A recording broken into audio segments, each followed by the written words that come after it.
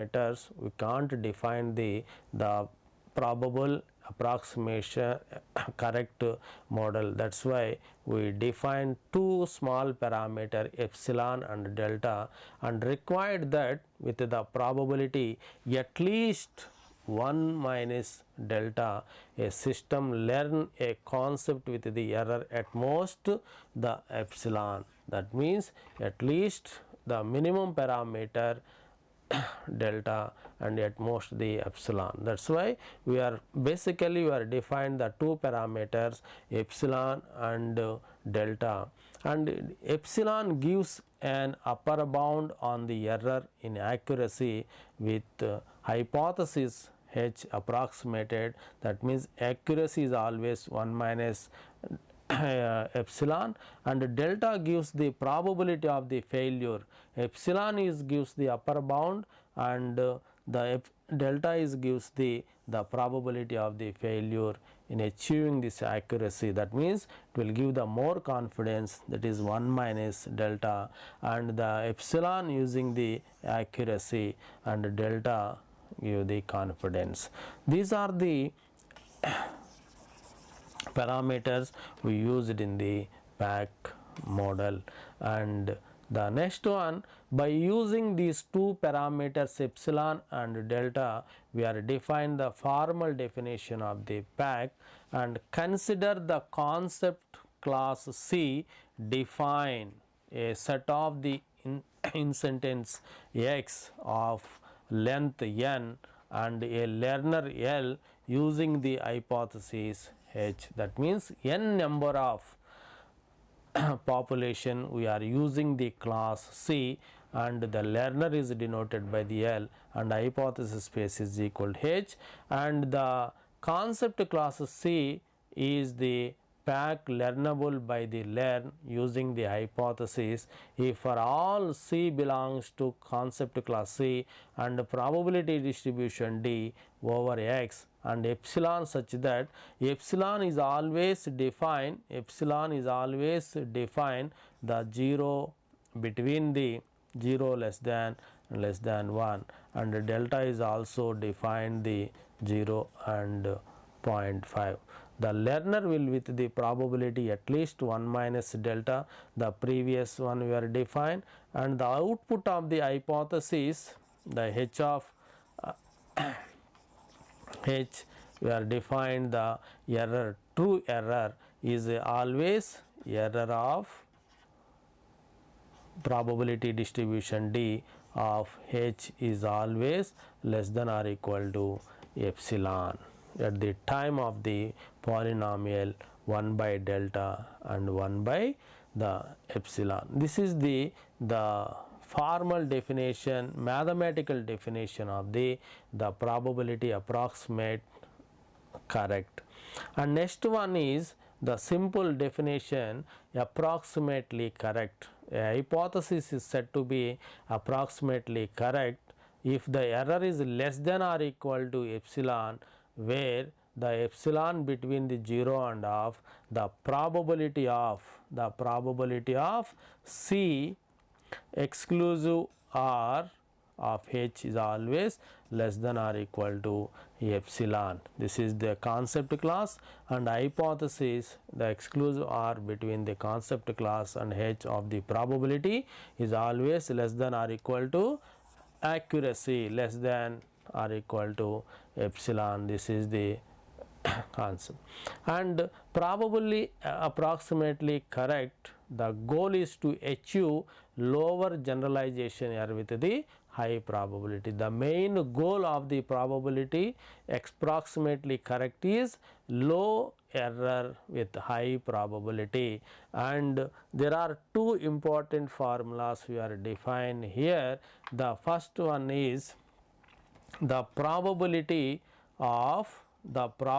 C exclusive R of h is less than or equal to epsilon is greater than or equal to 1 minus delta. 1 minus delta is the confidence, and this is satisfied automatically approximately correct. It is not satisfied, the approximately not correct. We take the one example.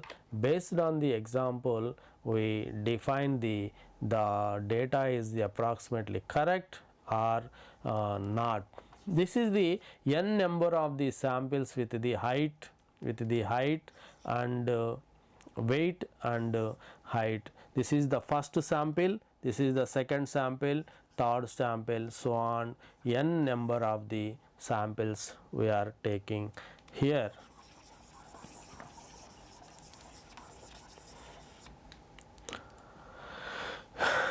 Here the population, n number of the population, each people height and weight we are defined here.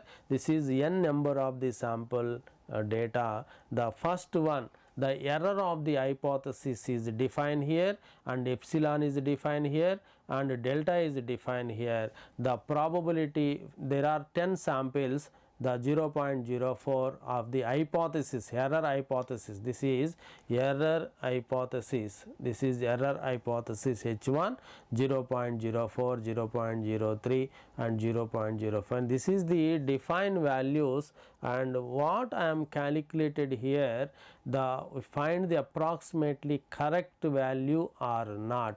In this case, first probability of H1. The probability of H1 is equal to 8 by 10. How I am calculated?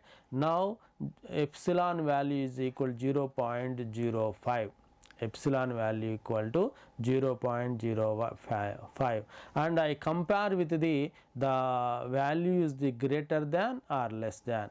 Greater than epsilon, that means probability of is greater than epsilon value, that means first value is the 0.04, 0.04 is greater than 0.05 and satisfied, and the second one is the 0.03 is greater than 0.05 is satisfied, and third one is the 0.09 is greater than of the 0.05. This is the one value, and that means the greater than values of the epsilon 0.05, the given error of the hypothesis values are greater than of 0.05. There are two values, that means total samples are 10, greater than values are 2, that means 10 minus 2 is equal to 8. The probability of the H1 is equal to the required samples is 8 by total number of samples 10, that is equal to 0.80. 0.80 is the probability of the hypothesis, probability of hypothesis H1 0.80, and is greater than or equal to 1 minus data. The formula is 0.8, 0.8 is greater than or equal to 1 minus delta, delta is 0.20, that means 1 minus 0.20 equal to 0.08, that means therefore 0.80 is equal to 0.80, 0.80 is equal to 0.80, that means the condition is the satisfied, condition is the satisfied, that's why we called as, hence H1 is the probability approximately correct value. And the second example, the epsilon is equal to, the epsilon is equal to 0.05. There are three values is greater than of the epsilon values, 0.06 is greater than, and 0.059 and 0.55. These three values are the more higher values of the epsilon. That means 10 minus 3 is equal to 7. The probability of H2 equal to 7 by 10 is equal to 0.7. The probability of H2 is equal to 0.7 less than 1 minus delta, that is equal to 0.8. The 0.7 is less than 0.8, that means the probability of H2 is always less than or equal to 1 minus 8, hence the H2 is the not probability approximation value. That means here we can calculate the epsilon less than or equal to epsilon value. We are satisfied the condition, the probability of approximately correct, the condition is not satisfied, is less than 1 minus delta, the H2 is the not probable approximately